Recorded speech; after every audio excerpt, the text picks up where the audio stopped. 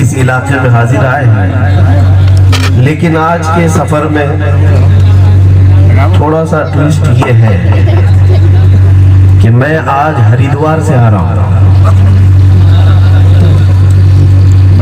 اور آپ سب کو پتہ ہے کہ جس جگہ سے ہم آ رہے ہیں الحمدللہ تعالیٰ صحیح سلامت آپ کے پاس آ رہے ہیں۔ یہاں میں یہی بتانا چاہتا ہوں میرے عزیزوں، اللہ تبارک و تعالیٰ اور اس کے حبیب جس کی حمایت میں ہو، پھر وہ چاہے کفرستان میں جائے یا آگ کے میدان میں جائے، اللہ جس کی حمایت میں ہو اور رسول پاک جس پر عنایت کرے، سبحان اللہ سبحان اللہ، کوئی دھرتی اور کوئی طاقت اس کا بال بیکا نہیں کرے۔ لہذا ابھی جس طرح سے آپ نے مداح رسول کو سنا ہے، متحد ہو جائیے اور ناموس رسالت کے لیے بے خوف ہو جائیے، گھبرائیے مت۔ تو آپ اپنے دلوں سے ڈر اور خوف کو نکالیں۔ بریلی کے امام نے تو ہمیں یہ میسج دیا ہے، خوف نہ رکھ رضا ذرا، تو ہے عبد مصطفیٰ۔ عبد مصطفیٰ کو گھبرانا کس بات کا؟ عبد مصطفیٰ کہتے کسے ہیں؟ مصطفیٰ کریم صلی اللہ علیہ وسلم کے غلام۔ خوف نہ رکھ رضا ذرا، تو ہے عبد مصطفیٰ، تیرے لیے امان ہے، تیرے لیے امان۔ اور جانتے ہو اعلیٰ حضرت فاضل بریلوی رضی اللہ تعالیٰ عنہ جب دنیا کے سخت ترین حالات کو دیکھتے اور کوئی آپ کے پاس آ کر یوں کہتا کہ فلاں جگہ بہت بڑے مسائل ہیں، دشمن سر پر سوار ہے، انگریزوں کی حکومت تھی، جگہ جگہ مسلمانوں کے لیے دقتیں تھی، تب 100 سال پہلے امام اہل سنت عاشق صادق یوں پکار کر کہتے تھے، یا رسول اللہ تم ہو حفیظ و مغیث، کیا ہے وہ دشمن خبیث، تم ہو حفیظ و مغیث، کیا ہے وہ دشمن خبیث، تم ہو تو پھر خوف کیا، تم پہ کروڑوں دو۔ یہ اعلیٰ حضرت نے ہمیں حوصلہ دیا، سبحان اللہ، یہ حوصلہ دیا ہے۔ جب رسول ہمارے ساتھ ہے تو پھر خوف کس بات کا؟ میرے عزیزو، آج میں یہ بات تمہارے سامنے عرض کرنا چاہتا ہوں، دنیا والوں کے پاس بڑی بڑی طاقتیں ہوں گی، بڑی بڑی نعمتیں ان کے پاس ہوں گی، لیکن تمہارے پاس جو ہے اس کا مقابلہ کسی قوم کے پاس نہیں۔ تمہارے پاس جو طاقت ہے وہ میرے مصطفیٰ کریم کی محبت کی طاقت ہے۔ نبی کریم صلی اللہ تعالیٰ علیہ وسلم کی محبت ایسی ہے کہ الحمدللہ ہم 14 صدیوں کے بعد بھی اس کی گرمی اور اس کی تپش ہر سینے میں محسوس کرتے ہیں۔ دیکھا اگرچہ نہیں اس چہرے پاک کو، ملا اگرچہ نہیں ہے اس دست مبارکہ سے، لیکن نہ دیکھ کر کے بھی 1400 سال بعد آنے والا ہر بچہ صرف گنبد خضرا کے نام پہ ہی تڑپ جایا کرتا، مچل جایا کرتا ہے۔ یہ جو لمبی دوری کے باوجود محبتوں کا اثر ہے، پوری دنیا سے میں کہتا ہوں کسی اور کے پاس یہ طاقت آ ہی نہیں سکے گی۔ لا کر کے دکھاؤ، تمہارے پاس بھی بہت سارے لیڈر ہوں گے، بہت سارے تمہارے پاس بھی انقلابی شخصیتیں ہوں گی، دیوی دیوتا ہوں گے، بہت ساری چیزیں ہوں گی، لیکن محمد عربی صلی اللہ تعالیٰ علیہ وسلم جس طرح ہر مومن کے سینے میں بستے ہیں اور ہر آنکھ کے تارے ہیں، اس طرح پوری دنیا میں کوئی اور شخصیت تم نہیں لا سکو گے۔ حق ہے میرے عزیزو یہ بات۔ میں آپ سے ایک بات کہنا چاہتا ہوں، مدینہ طیبہ میں ہمارے فخر کی بات ہے یہ، اس لیے میں کہہ رہا ہوں، ہم غریب ہیں، آج نادار ہیں، مفلس ہیں، کچھ ہے نہیں ہمارے پاس، رونا تو سب رو رہے ہیں، سیاست نہیں ہے، طاقت نہیں ہے، اقتدار نہیں ہے، قیادت نہیں ہے، ایجوکیشن نہیں ہے، یونیورسٹیز نہیں ہے، کالجز نہیں ہے، اسکول ڈھنگ کی نہیں ہے، ہمارے ہاسپٹل نہیں ہے، کچھ بھی نہیں ہے، کچھ بھی نہیں ہے، غریب تو ہے۔ اور دنیا بھی اس کا مذاق اڑاتی ہے کہ یہ نہتے ہیں، کمزور ہیں، غریب ہیں، لیکن ڈرتی بھی اسی غریب قوم سے۔ مجھے یہ بات سمجھ میں نہیں آتی، جس کے پاس کچھ نہیں ہے اس سے پوری دنیا کیوں خوف زدہ ہے, کیوں ڈری ہوئی ہے؟ بڑی بڑی طاقتیں تمہارے پاس, پیٹروٹ میزائل تمہارے پاس, نیوکلیائی ہتھیار تمہارے پاس, اور یہ نہتا بیچارہ, اس کے پاس سوائے داڑھی اور ٹوپی کے کچھ نہیں ہے. لیکن پوری دنیا خوف زدہ کس بات سے؟ میں آپ کو بتاتا ہوں. مدینہ طیبہ میں رسول پاک صلی اللہ تعالیٰ علیہ وسلم کا یہ وہ دور ہے جو ہجرت کے بعد نیا نیا دور, جنگ بدر ہو چکی تھی. اس کے بعد حضور پاک صلی اللہ تعالیٰ علیہ وسلم نے مال غنیمت جو جنگ سے حاصل ہوتا ہے وہ صحابہ میں تقسیم کر رہے تھے. تو صحابہ کی دو جماعتیں ہیں, ایک انصار صحابہ اور ایک مہاجرین صحابہ. انصار صحابہ کسے کہتے ہیں؟ جو مدینے کے رہنے والے, جنہوں نے میرے آقا صلی اللہ تعالیٰ علیہ وسلم کا استقبال کیا, مدد کیا. اور مہاجرین کون ہیں؟ جو ہجرت کر کے آئے تھے, مائیگریٹ کر کے آئے تھے, مکہ سے آئے تھے, دوسرے علاقوں سے آ کر مدینے میں بسے تھے. تو وہ مہاجرین تھے اور ایک جماعت انصار کی. جب مال غنیمت تقسیم ہو رہا تھا تو رسول پاک صلی اللہ تعالیٰ علیہ وسلم نے تھوڑا مال مہاجرین کو زیادہ دے دیا جو مکہ والے تھے, اور مدینے والوں کو مال کم ملا. تو انصار صحابہ میں یہ آپس میں چیمی گوئیاں شروع ہو گئیں, بات چیت. ارے رسول پاک نے اپنے گاؤں والوں کو مال زیادہ دے دیا, مکہ والوں کو زیادہ دے دیا, اور ہم لوگوں کو کم ملا ہے. یہ باتیں چلتی چلتی پہنچی سعد ابن معاذ رضی اللہ تعالیٰ عنہ کے پاس, جو سردار تھے. حضور پاک صلی اللہ تعالیٰ علیہ وسلم سے کسی نے آ کر کے یہ کہہ دیا کہ یا رسول اللہ, انصار صحابہ کے درمیان ایسی باتیں پھیلی ہیں کہ آپ نے مہاجرین کو مال زیادہ دے دیا, انصار کو کم دیا. حضور پاک صلی اللہ تعالیٰ علیہ وسلم نے سب کو جمع کیا. جو بات میں کہنے جا رہا ہوں توجہ. صحابہ کو جمع کیا, کون سے؟ انصار صحابہ کو. اور حضور پاک نے حضرت سعد ابن معاذ سے پوچھا, سعد میں نے سنا ہے تمہاری قوم میرے بارے میں ایسا سوچ رہی ہے کہ میں نے مہاجرین کو اپنے گاؤں والوں کو مال زیادہ دے دیا, تم لوگوں کو مال کم دیا ہے. حضرت سعد نے کہا ہاں یا رسول اللہ ایسی باتیں چل رہی ہیں. اب سنو نبی پاک صلی اللہ علیہ وسلم نے کیا فرمایا, صحیح حدیث پاک. حضور اکرم صلی اللہ تعالیٰ علیہ وسلم ارشاد فرماتے ہیں, اے انصار کیا تم گمراہ نہیں تھے کہ اللہ نے میرے ذریعے تمہیں ہدایت عطا کی؟ تم بھٹکے ہوئے تھے, تم بے یار و مددگار تھے, کیا اللہ نے میرے ذریعے تمہیں راہ راست نہیں عطا کیا؟ انصار کہنے لگے کہ ہاں یا رسول اللہ, ہمیں ہدایت ملی ہے تو آپ کی بدولت, ہمیں ایمان ملا ہے تو آپ کی بدولت, ہمیں اسلام و قرآن ملا ہے تو آپ کی بدولت.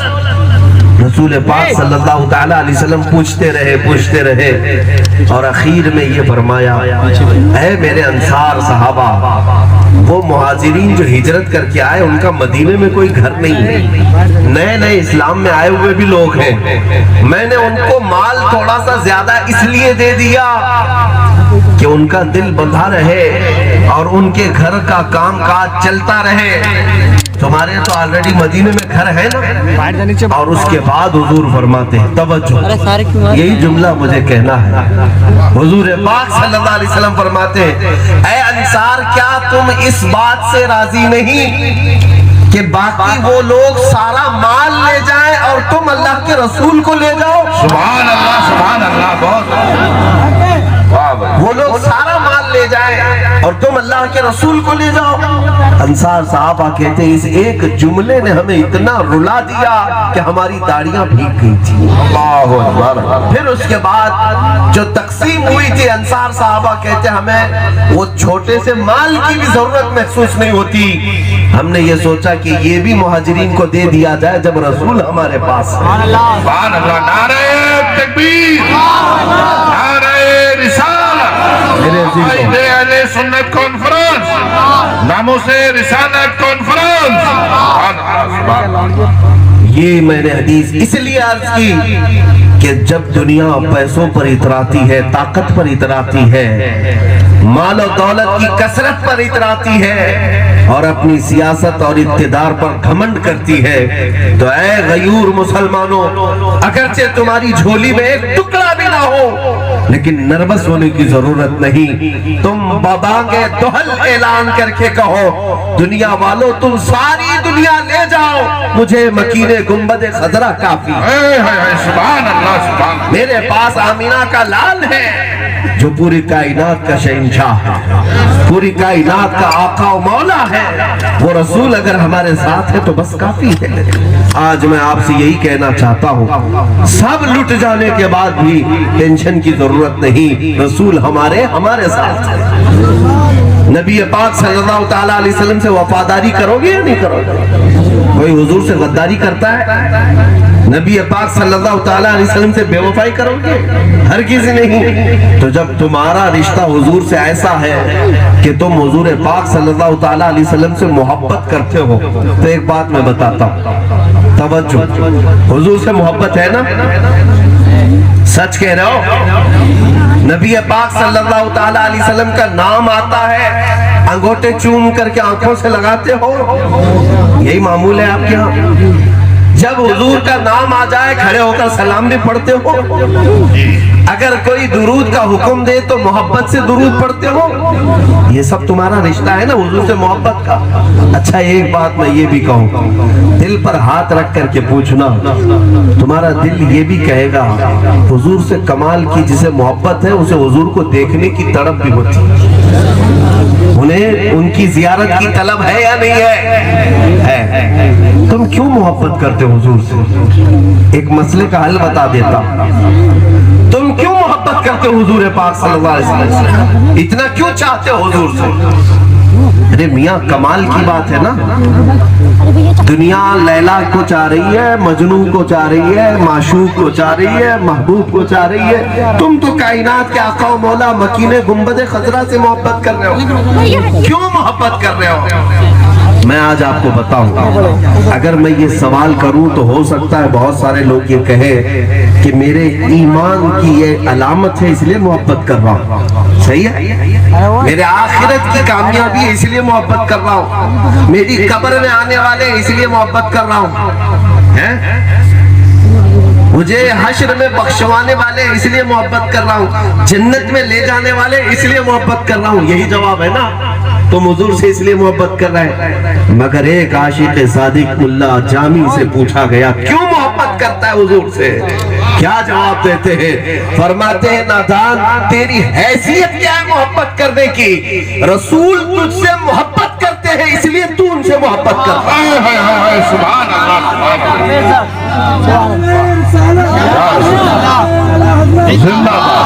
ہماری اپنی حیثیت نہیں ہے، ہماری اپنی حیثیت نہیں ہے کہ حضور سے محبت کرتے ہیں، ہم جو آج حضور سے محبت کرتے ہیں وہ اس لیے کہ رسول ہم سے، الحمدللہ اس بات پر فخر کرو اے سنی مسلمانوں کہ رسول تم سے محبت کرتے ہیں اس لیے تم چاہ کر کے ان کا نام لیتے ہو، چہل پہل میں اور حضور پاک صلی اللہ تعالیٰ علیہ وسلم کی محبت میں مچل مچل کر کے جو نام لیتے ہو وہ یوں ہی نہیں، جس سے رسول محبت نہیں کرتے پوری زندگی بھر اس کی زبان پر اپنا نام بھی آنے نہیں دیتے۔ ہاں ایسے منافقین بھی ہیں، غدار بھی ہیں، وہ تو رسول سے محبت نہیں کرنے کی بات کرتے ہیں، ان کی حیثیت کیا ہے محبت کرنے نہیں کرنے کی؟ یہ سمجھ لو کہ رسول ان کو نہیں چاہتے۔ تو آج اس بات پر فخر کرو گے نا کہ حضور سے ہمیں محبت ہے، اس کا مطلب ہی یہ ہے کہ رسول ہم سے، ہاں میرے عزیزو اگر رسول تم سے محبت نہیں کر رہے ہوتے تو تمہاری اتنی جرات بھی نہیں تھی کہ ان کا نام لیتے، اتنی تمہارے اندر توفیق بھی نہیں ہوتی کہ حضور صلی اللہ تعالیٰ علیہ وسلم کا ذکر سنتے، حضور تم سے محبت کر رہے ہوتے۔ اور اسی لیے کہا گیا ہے کہ جب کبھی تمہارے گھر میں خوشیاں آتی ہیں، ایک عاشق رسول کی بات ہے، مومن صادق کی، خوشیاں آتی ہیں تو بزرگوں نے فرمایا اس وقت تم خوش ہو جاتے ہو جب رسول تمہاری طرف دیکھ کر مسکراتے ہو۔ یہ بھی کتنی بڑی بات، رسول پاک صلی اللہ تعالیٰ علیہ وسلم اگر خوش ہو جائے تو مولا تمہارے گھروں میں خوشیاں بھیجتا ہے۔ تو یہ ہمارا گہرا رشتہ ہے اس رسول پاک سے۔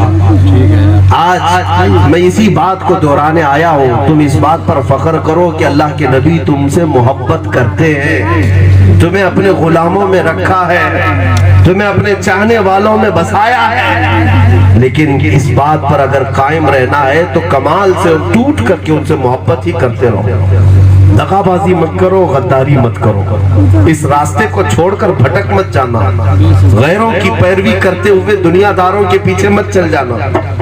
نبی پاک صلی اللہ تعالیٰ علیہ وسلم نے اگر تمہیں اپنی محفل میں بٹھایا ہے تو بیٹھنے کی لاج بھی رکھنا کہ رسول پاک نے مجھے بٹھایا ہے۔ اے سنی مسلمانوں، نبی محترم صلی اللہ تعالیٰ علیہ وسلم جس سے محبت کرے اس کا حال کیا ہوتا ہے؟ اللہ اکبر۔ میں آپ کو بتاؤں، حضور پاک صلی اللہ تعالیٰ علیہ وسلم جس پر ہاتھ رکھے، حضرت جابر فرماتے ہیں میرے گھر میں کھانے کے لیے ایک بار دعوت میں نے دی رسول پاک صلی اللہ علیہ وسلم، اور حضور پاک نے کھانا کھا کر دسترخوان سے اپنا ہاتھ پوچھ لیا۔ حضرت جابر کہتے ہیں میں وہ دسترخوان اٹھا کر تبرک کے طور پر گھر میں رکھ لیا کہ رسول پاک نے اپنا ہاتھ پوچھا ہے دسترخوان سے۔ حضرت جابر کہتے جب وہ دسترخوان کبھی میلا ہو جاتا تو میں اسے پانی سے نہیں دھلتا، بھڑکتی ہوئی آگ کی تندور میں ڈالتا۔ سبحان اللہ سبحان اللہ۔ کپڑے کا دسترخوان ہے، آگ کی تندور میں ڈالتا، تھوڑی دیر کے بعد اس کپڑے کو نکالتا، اس کا سارا میل نکل چکا ہوتا، ایک رواں بھی نہیں جلتا۔ کیوں؟ اس لیے کہ رسول پاک صلی اللہ تعالیٰ علیہ وسلم نے اپنے ہاتھ مبارک اس دسترخوان سے پوچھ لیے تھے۔ سبحان اللہ۔ اب سنو میرے عزیزوں، جس دسترخوان پر رسول پاک کے ہاتھ لگے دنیا کی آگ اسے نہیں جلاتی۔ میرے مصطفیٰ کریم صلی اللہ تعالیٰ علیہ وسلم کا فرمان عالی شان ہے، جو دنیا میں ان سے محبت کرتا ہے کل قیامت کے دن میرے آقا اس سے مصافحہ کریں گے، قیامت کے دن اس سے مصافحہ کریں گے۔ اور جب تم قیامت کے دن رسول سے مصافحہ کر لو گے، میرا یہ وجدان کہتا ہے پھر جہنم کی آگ بھی اسے نہیں جلائے، جہنم کی آگ اسے نہیں جلائے۔ اے میرے عزیزو، اپنے آقا کونین صلی اللہ تعالیٰ علیہ وسلم کے وفادار بن جاؤ، اس رسول سے زیادہ چاہنے والا کوئی ہے ہی نہیں تمہارا۔ تمہیں میں بتاؤں کن گھڑیوں میں انہوں نے تمہیں یاد نہیں کیا، کن گھڑیوں میں یاد نہیں کیا۔ سبحان اللہ۔ پیدا ہونے سے لے کر اپنی ظاہری وفات تک اس رسول پاک نے امت امت ہی تو کہا، جو نہ بھولا ہم غریبوں کو رضا، یاد اس کی اپنی عادت کیجیے۔ سبحان اللہ۔ امام اہل سنت نے یہی تو تعلیم دی۔ رسول پاک صلی اللہ تعالیٰ علیہ وسلم نے کہاں کہاں ہمیں یاد کیا؟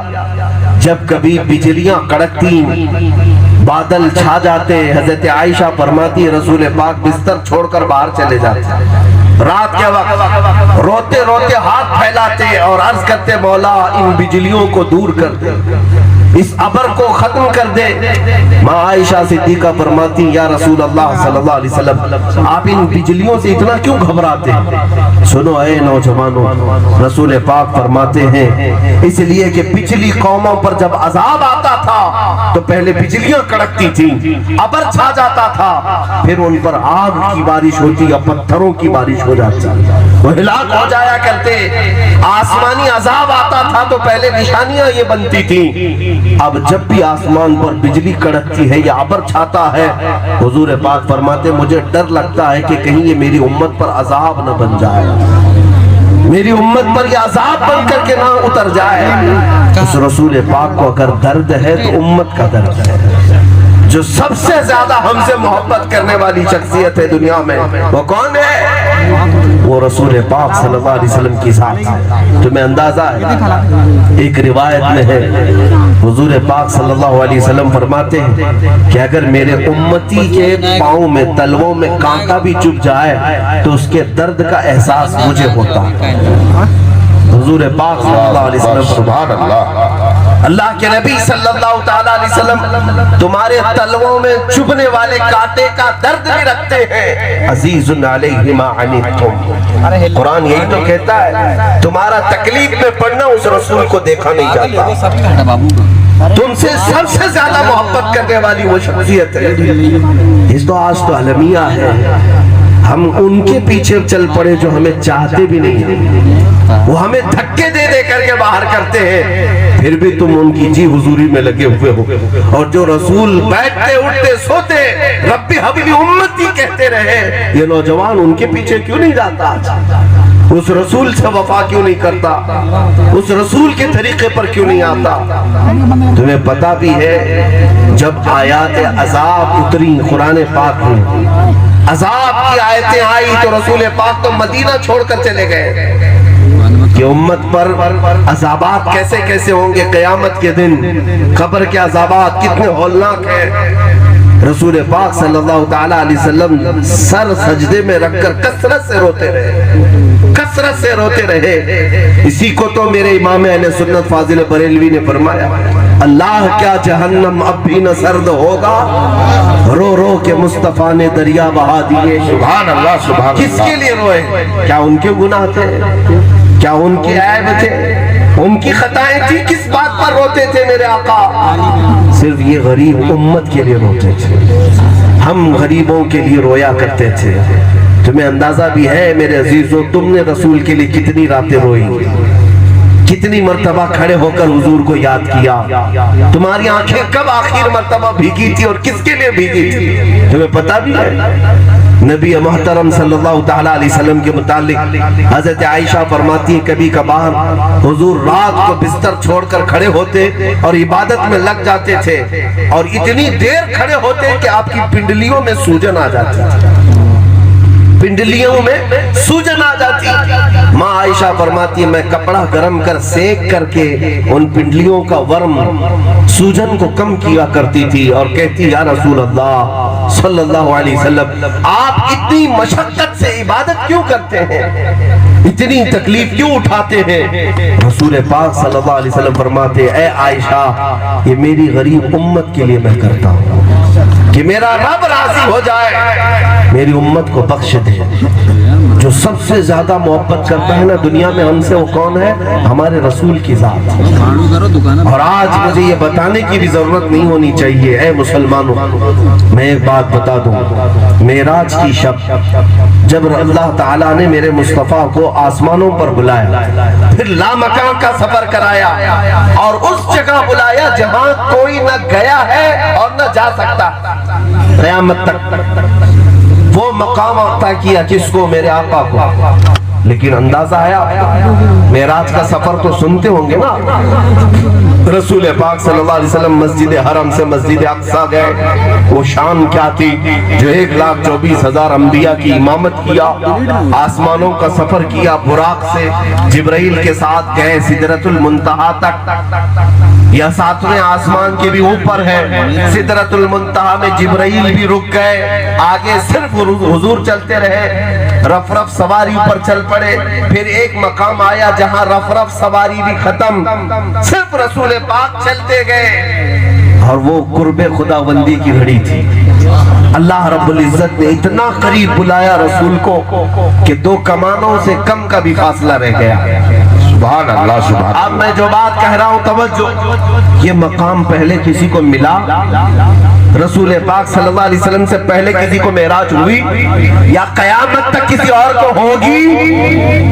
یہ دیدار خداوندی کا شرف صرف میرے آقا کو ملا، لیکن اس رات کو جسے اتنا بڑا مقام ملا ہو وہ فخر سے کیا نہ کرے۔ ارے میرے عزیزوں، یہ وہ رات ہے جب اللہ نے خود میرے نبی کو سلام کیا۔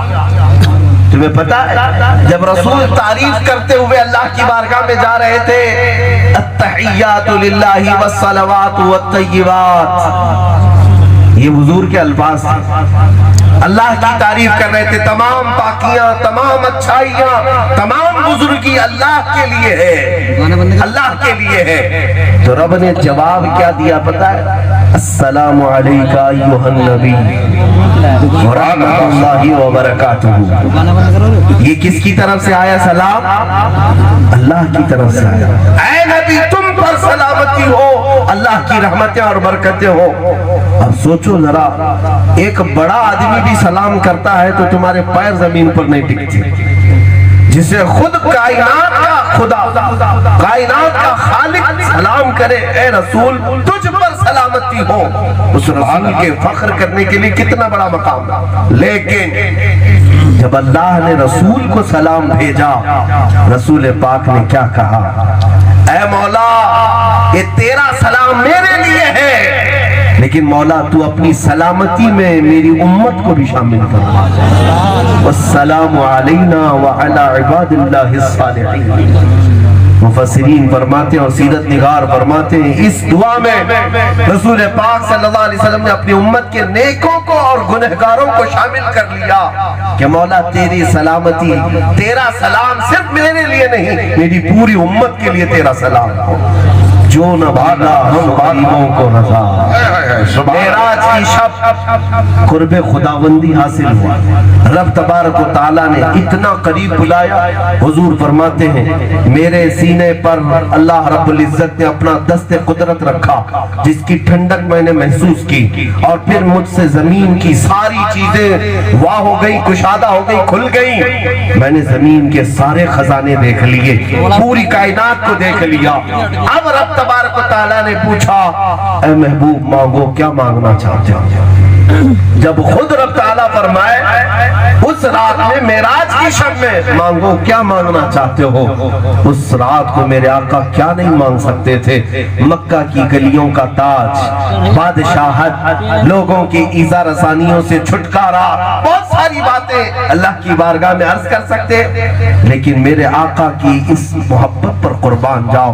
رب نے جب پوچھا کہ مانگو اے محبوب کیا مانگتے ہو، میرے آقا نے کہا اے مولا میری امت کی بخشش مانگتا، میری امت کی مغفرت چاہتا ہوں۔ مجھے بتاؤ اے مسلمانوں کون ہے جو ہمیں معراج کی شب بھی نہیں بھولتا؟ کون ہے جو اپنی ماں کی گود میں بھی ہمیں فراموش نہیں کرتا، اپنی جوانی میں نہیں بھولتا، اپنی عبادتوں میں نہیں بھولتا، معراج کی شب نہیں بھولتا؟ یہاں تک کہ میں تمہیں بتاؤں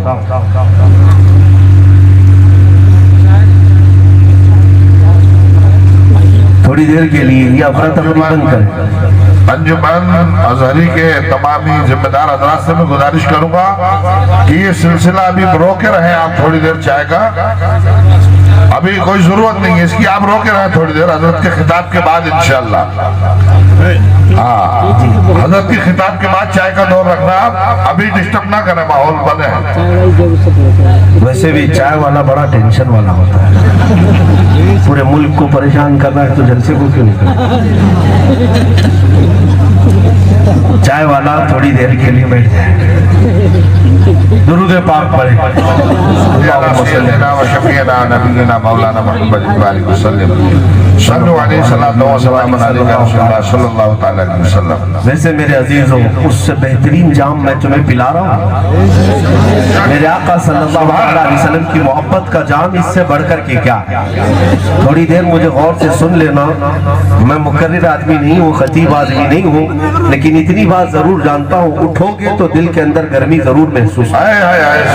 انشاءاللہ میں میرے نبی کو حاضر و ناظر جان کر کے بولتا ہوں، نبی پاک کے قدموں پر لے جانا یہ میں اپنی زندگی کا شیوا سمجھتا ہوں۔ میں تمہارے سامنے جو باتیں کہہ رہا ہوں وہ میری نہ تقریر جمانے کے لیے ہے نہ تمہارے نعروں کے لیے ہے، بات صرف اتنی ہے کہ کاش اس میں سے کوئی بھی اٹھے اور میرے نبی کے قدموں تک پہنچ جائے اور سلام ہی پیش کرے، میرے آقا قبول کر لے۔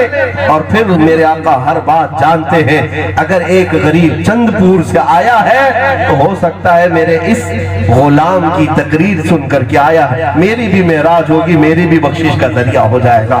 میرا اتنا ہی مقصد ہے میرے عزیزوں، باقی ہم نہ ہوس رکھتے ہیں، نہ آس رکھتے ہیں، نہ مال و زر کی طلب، کچھ نہیں۔ میرے مرشد گرامی نے ہمیں یہ نصیحت بھی کیا بلکہ سارے لوگوں کو یہ وصیت بھی کیا ہے، بلہوس سن سیم و زر کی بندگی اچھی نہیں۔ بلہوس خواہشات کے پجاری کو کہتے ہیں، جو خواہشات کے پیچھے بھاگتا ہے اس کو کہتے ہیں۔ سرکار تاج الشریعہ فرمایا کرتے تھے بلہوس سن سیم و زر کی بندگی اچھی نہیں، چاند चांदनी और सोना चांदी की पूजा अच्छी चीज नहीं है, उसके पीछे भागना अच्छा नहीं है। बुल हवस सुन से मौजर की बंदगी अच्छी नहीं, उनके दर की भीख अच्छी सरवरी अच्छी नहीं, उनके दर की भीख अच्छी सरवरी अच्छी नहीं।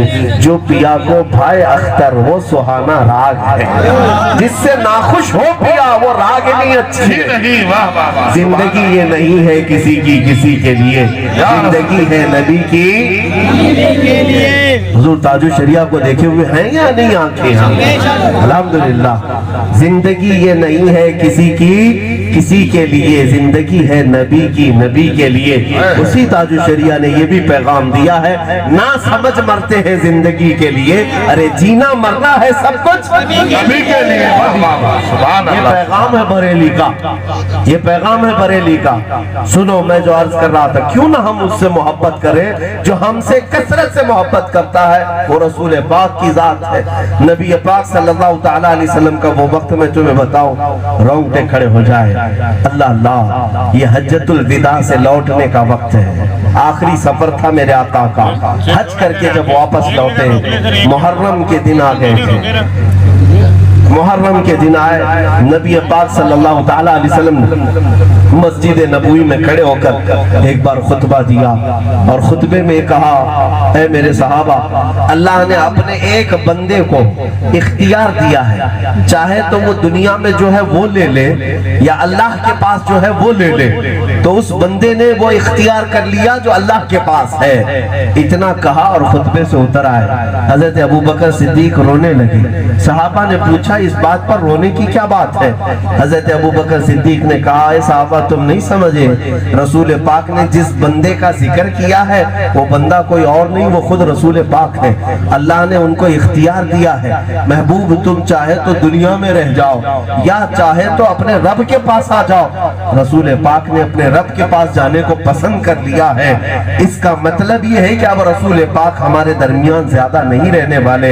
ये सिद्दीक अकबर महसूस कर रहे थे। मैं ये बातें क्यों कह रहा हूँ, तवज्जो चाहता हूँ, मैं ये एक समा तुम्हारे दरमियान लाना चाहता हूँ। सहाबा के ऊपर ऐसी कैफियत थी, जब हुजूर पाक का आखिरी वक्त आया था, वो सफर का महीना अलालत में गुजरा। इस हालत में भी सहाबा ने देखा कि रसूल पाक सल्लल्लाहु तआला अलैहि वसल्लम अपने हुजरे से नमाज के लिए निकल रहे थे, तो दो सहाबा के कंधों पर हाथ रख करके पैरों की उंगलियां जमीन पर घसट रही थी। इस अंदाज से मस्जिद नबवी में उस आफताबे रिसालत को देखा।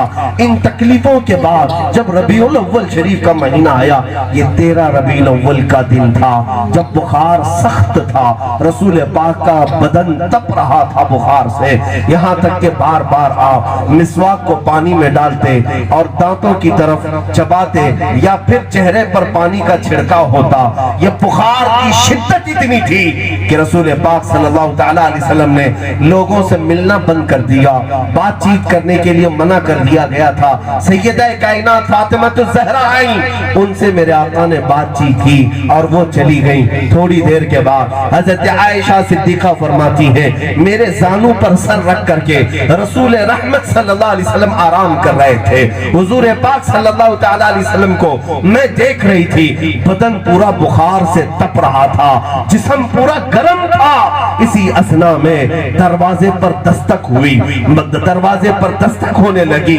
माँ आयशा सिद्दीका कहती है, अब कौन आया हुजरे में जो दस्तक दे रहा है? रसूल पाक सल्लल्लाहु अलैहि वसल्लम फरमाते, आयशा, वो मलकुल मौत इज़राइल है, वो अंदर आने की इजाजत मांग रहा है। याद रखो आयशा, आज वो मेरे पास इजाजत मांग कर आ रहा है, इसके बाद अब वो किसी और से इजाजत कभी नहीं मांगेगा। रसूल पाक के पास मौत का फरिश्ता मलकुल मौत इज़राइल जब इजाजत लेकर के हुजरे अनवर में दाखिल हुए, तवज्जो चाहता हूं मेरे अजीजों, ये मेरे आका की रुखसती का वक्त है, दुनिया से रूपोश होने का वक्त था। वो चेहरे अनवर के पर्दा पोशी का वक्त था।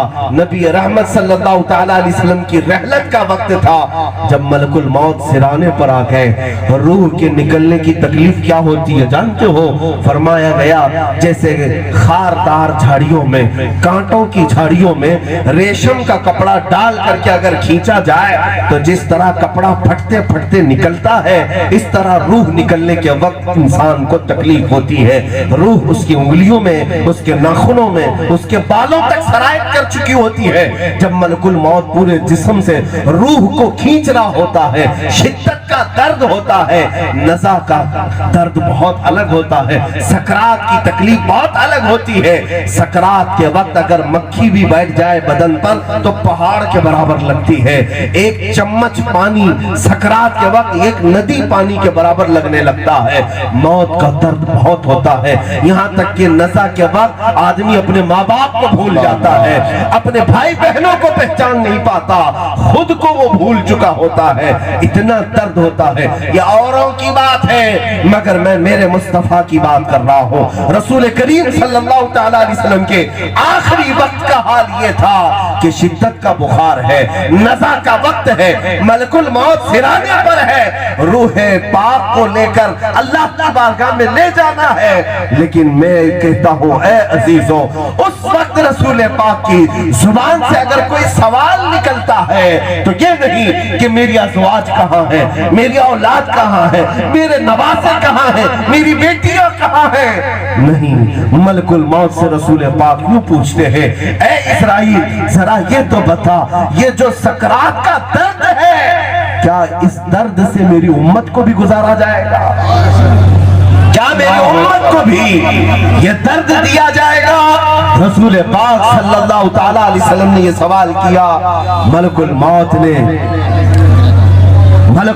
نے یہ عرض کیا ہاں یا رسول اللہ، اس درد سے ہر کوئی گزرے گا. نعرہ تکبیر، نعرہ رسالت، حضور صاحب سجادہ، حضور صاحب سجادہ، نبی رہے اعلیٰ حضرت، نبی رہے اعلیٰ حضرت، حضور صاحب سجادہ، حضور صاحب سجادہ، نبی رہے اعلیٰ حضرت، حضور احسن میاں صاحب قبلہ، حضور مفتی احسن میاں صاحب قبلہ. نعرہ تکبیر، نعرہ رسالت، مسلک اعلیٰ حضرت، مسلک اعلیٰ حضرت. عشق محبت، عشق محبت، عشق محبت، عشق محبت، پیار محبت، پیار محبت. نعرہ تکبیر، نعرہ رسالت، مسلک اعلیٰ حضرت، حضور نبی رہے اعلیٰ حضرت، حضور احسن میاں صاحب قبلہ، حضور نبی رائے اعلیٰ حضرت، حضور صاحب سجادہ، حضور صاحب سجادہ، حضور احسن میاں صاحب قبلہ. نعرہ تکبیر، نعرہ رسالت، مسلک اعلیٰ حضرت، فیضان اعلیٰ حضرت، فیضان اعلیٰ حضرت. نعرہ تکبیر، نعرہ رسالت. آپ تمامی حضرات اپنی اپنی نشست گاہ پر بیٹھ جائیں. آپ بیٹھ جائیں اے بچوں، آپ بیٹھ جائیں اپنی اپنی جگہوں پر بیٹھیں. حضور صاحب سجادہ، حضور پیر طریقت، رہبر راہ شریعت حضرت علامہ شاہ الحاج حضور احسن میاں صاحب قبلہ مدثر اللہ نورانی صاحب سجادہ خانقاہ عالیہ رضویہ اعلیٰ حضرت کی درگاہ کے وہ عظیم چشم و شراغ آپ کے نظروں کے سامنے آپ حضرت کا دیدار کریں اور حضرت کا خطاب سماعت کریں. ادھر والے حضرات بھی بیٹھ جائیں. انجمن ازہری کے جتنے افراد ماحول بنائیں اور اپنی اپنی جگہوں پر بیٹھ جائیں. جنہیں یہاں جگہ نہیں ملے وہ سامنے آ کر بیٹھ جائیں. جو لوگ شاید سے کھڑے وہ بھی بیٹھ جائیں.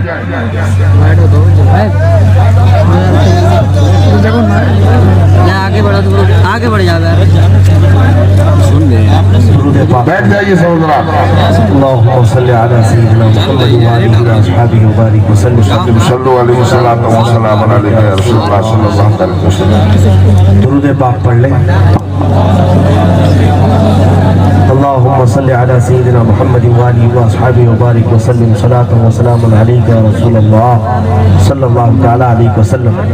مجھے لگتا ہے بڑے تھک گئے تھے اور کافی رات بھی ہو چکی ہے، اور اگر تھکے نہیں اور جوش باقی ہوتا تو درود کے نام پر اتنی خاموشی بھی نہیں ہوتی. رسول پاک صلی اللہ علیہ وسلم تو علیہ الصلوۃ والسلام علیہ رسول اللہ صلی صلی اللہ اللہ علیہ نبی الأمی وآلہ صلی اللہ تعالیٰ علیہ وسلم. صلاۃ و سلام علیک یا رسول اللہ صلی اللہ تعالیٰ علیہ وسلم۔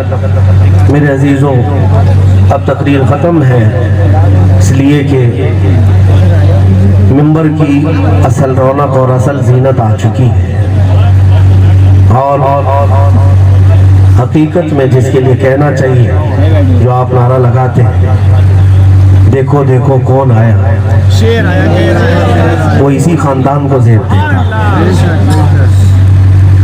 سرکار اعلیٰ حضرت امام اہل سنت فاضل بریلوی رضی اللہ تعالیٰ عنہ جو باطل قوتوں کا ڈٹ کر کے مقابلہ کیا، ایک صدی گزرنے کو آ گئی، لیکن وہ بہادری و شجاعت آج بھی اولاد میں ویسی باقی ہے۔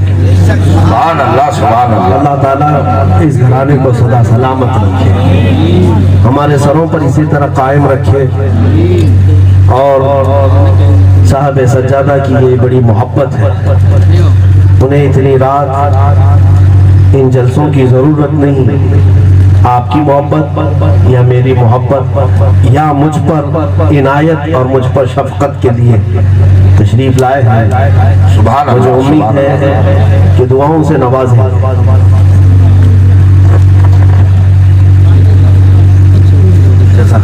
نعرہ تکبیر، نعرہ رسالت، علماء اہل سنت، مسلک اعلیٰ حضرت، حضور صاحب سجادہ، حضور صاحب سجادہ۔ سبحان اللہ، سبحان اللہ۔ میں یہ عرض کر رہا تھا، فاضل بریلوی کا یہ پیغام توجہ سے سن کر کے جاؤ میرے عزیزوں۔ جو نہ بھولا ہم غریبوں کو رضا، یاد اس کی اپنی عادت کیجئے۔ تم بتاؤ اے مسلمانوں، تمہارے درد کا احساس کرنے والا اس دنیا میں ہے کون؟ تمہارے غموں کو پوچھنے والا کون ہے آج؟ تم کس کو آج مسیحا سمجھ بیٹھے ہو؟ کس کی آج جے بیجے کرنے لگ گئے ہو؟ تمہیں پتہ بھی نہیں۔ اس رسول رحمت صلی اللہ تعالیٰ علیہ وسلم کے متعلق میں یہ عرض کر رہا تھا، ان کا آخری سفر ہے، رحلت کا وقت ہے، سکرات کا وقت ہے۔ اس وقت ملک الموت حاضر ہے سرانے پر، تب رسول پاک نے اگر کسی کے متعلق پوچھا تھا تو ہم غریبوں کے لیے پوچھا تھا۔ کیا یہ نزع کا درد، کیا یہ سکرات کی تکلیف میری امت کو بھی دی جائے گی؟ مجھے بتاؤ ہمارا یہ درد کون رکھتا ہے؟ آج ہم لٹ گئے، پٹ گئے، لیکن پوچھنے والا کوئی نہیں ہے، انگلی رکھنے والا کوئی نہیں ہے۔ تم آج بھی یہ سمجھتے ہو کہ جس کے پاس بڑی بڑی طاقتیں ہیں وہ ہماری مسیحا ہیں، ہرگز نہیں ہے مسلمانوں، یہ کبھی تمہاری مسیحا نہیں ہے۔ آج جس کو تم سپر پاور سمجھو یا بڑی ایٹمی طاقت کا مالک ہی کیوں نہ سمجھو، تمہارے ہزاروں گھر جلا دیے جائیں گے، ان کو ذرا برابر کانوں پر جوں تک نہیں رینگتی۔ آج تم نہیں دیکھتے یمن جل کر کے ختم ہونے کے قریب آ گیا، شام تباہ و برباد کر دیا گیا، وہاں جانتے ہیں 8 لاکھ لوگوں کو موت کے گھاٹ اتارا گیا ہے۔ وہ کون تھے؟ وہ مسلمان تھے۔ وہاں کے بچے آج گھاس توڑ کر کھانے پر مجبور ہو چکے ہیں، ان کے ہاں نہ دوائیاں ہیں نہ ان کے ہاں ہاسپٹلز ہیں، وہ اسی طرح بھوکے اور پیاسے دم توڑنے پر مجبور ہو چکے ہیں۔ ملک شام کی حالات، عراق میں کیا کر دیا گیا ہے میں نے خود اپنی آنکھوں سے دیکھا ہے۔ جنازہ اٹھانے کے لیے 4 لوگ نہیں ملتے، ایک ایک گھر میں اتنے جنازے نکل جاتے ہیں۔ چند سالوں پہلے جو ایک گراؤنڈ تھا جس میں لوگ کھیلتے تھے، سالوں کے بعد جا کر دیکھا گیا تو وہ میدان قبرستان بن چکا ہے، وہاں قبریں بھری ہوئی ہیں۔ عراق کو پورا قبرستان بنایا گیا، یمن کو برباد کیا گیا، شام توڑا گیا، افغان کو کتنے دنوں تک ستایا گیا، برما میں کیا نہیں کیا گیا، لاکھوں مسلمانوں کو مارا گیا۔ لیکن تم ابھی بھی یہی سمجھتے ہو کہ یہ بڑی بڑی طاقتیں ہماری ہمدرد ہیں، ہماری مسیحا ہیں، یہ NGOs بنا کر کے، ہیومن رائٹس کی تنظیمیں بنا کر کے تمہارے دردوں کو پوچھتی ہیں؟ کبھی نہیں، کبھی نہیں، ہرگز نہیں۔ تم لٹ کر کے، پٹ کر کے 1000 ٹکڑوں میں تبدیل ہو جاؤ، یہ تماشا بنائیں گے اور اپنی کرسیاں تمہارے خون پر ہی سجائیں گے۔ لیکن میں تمہیں بتاؤں، اگر تمہارے تلووں میں کانٹا بھی چبھ جائے، اس کا درد اگر کسی کو ہوتا ہے تو میرے رسول پاک، میرے آقا نے فرمایا، امت کے تلووں میں کانٹا بھی چبھے، اس کے درد کا احساس رسول پاک کو ہوتا ہے۔ تمہیں پتہ ہے عزیز علیہ ما عنتم کی تفسیر کیا ہے؟ اس रसूल पाक के मुतालिक कुरान कहता है ये वो रसूल तुम्हारे पास आए जिन्हें तुम्हारा तकलीफ में पड़ना देखा नहीं जाता। तुम्हारा तो दूर की बात है, तुम्हारा तो दूर की बात है। उस रसूल पाक को मदीने वालों ने देखा है जो लकड़ी लेकर आप चलते थे, आसा मुबारक खुतबा देने के वक्त वो लेकर के आप खड़े रहते, लेकिन जब मिंबर बन गया तो रसूल पाक ने वो आसा छोड़ दिया, मस्जिद के बाहर छोड़ दिया। सहाबा कहते हैं जिस दिन वो आसा रसूल पाक ने छोड़ा, मस्जिद में पूरे एक बच्चे की तरह रोने की आवाजें आने लगी। हुजूर खुतबा दे रहे थे, खुतबा देते देते उतर आए और सीधे दरवाजे के बाहर जाकर उस लकड़ी को उठाया। सहाबा कहते हैं रोने की आवाज बंद हो गई, जो बच्चा रो रहा था बच्चे के रोने जैसी आवाज बंद हो गई। थोड़ी देर के बाद हुजूर पाक ने उसको सीने से लगाया, कानों से लगाया और फिर अपने साथ रखा। सहाबा ने पूछा या रसूल अल्लाह ये क्या माजरा है, ये आवाज कैसी थी? मेरे आका फरमाते हैं मैं इस असा को लेकर खुतबा दिया करता था, आज मैंने मिंबर पर चढ़कर इस असा को छोड़ दिया तो ये लकड़ी मेरे गम में रोने लगी, जुदाई में रोने लगी। तो इसके रोने की आवाज तुमने सुनी, मुझे इसका रोना देखा ना गया, मैं खुतबा छोड़कर उतर आया ताकि इसको उठा लूं।